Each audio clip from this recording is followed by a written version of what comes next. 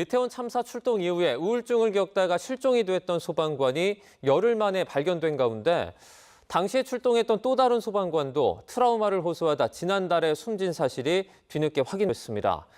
소방관들의 마음 건강을 위한 대책이 필요하다는 지적이 나오고 있습니다. 취재기자 연결해서 자세한 내용 들어보겠습니다. 양동훈 기자, 이태원 참사에 출동을 했던 소방관이 또 숨진 사실이 밝혀졌다고요? 네, 실종됐다가 열흘 만에 숨진 채 발견된 소방관 외에 또 다른 소방관 한 명도 지난달 숨진 사실이 뒤늦게 알려졌습니다. 소방청과 경남소방본부는 경남 고성소방서 소속 40대 소방관 A씨가 지난달 29일 자택에서 숨진 채 발견됐다고 밝혔습니다.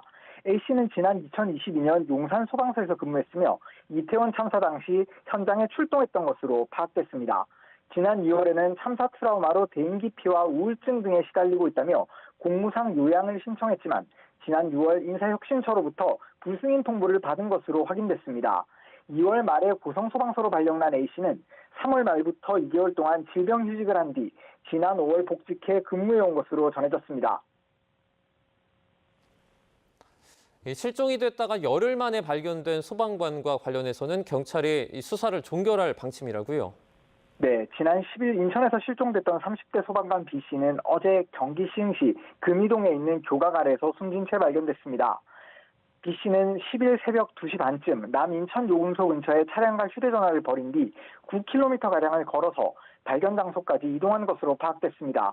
경찰이 시신 발견 현장을 조사한 결과 타살 혐의점 등 특이사항은 없었고 조만간 수사를 마무리할 방침입니다.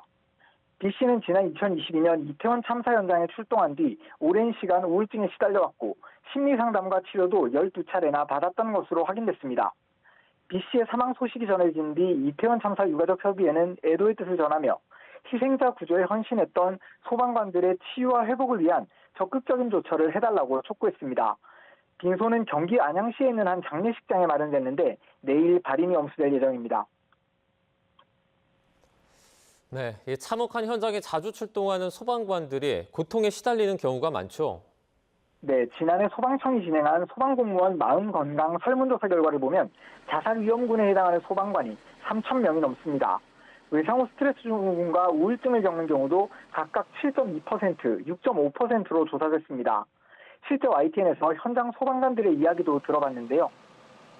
출동을 나갔다가 살리지 못한 시민이나 수습한 시신, 현장에서 숨진 동료 소방관들이 떠올라 트라우마에 시달리는 경우가 많다고 전했습니다.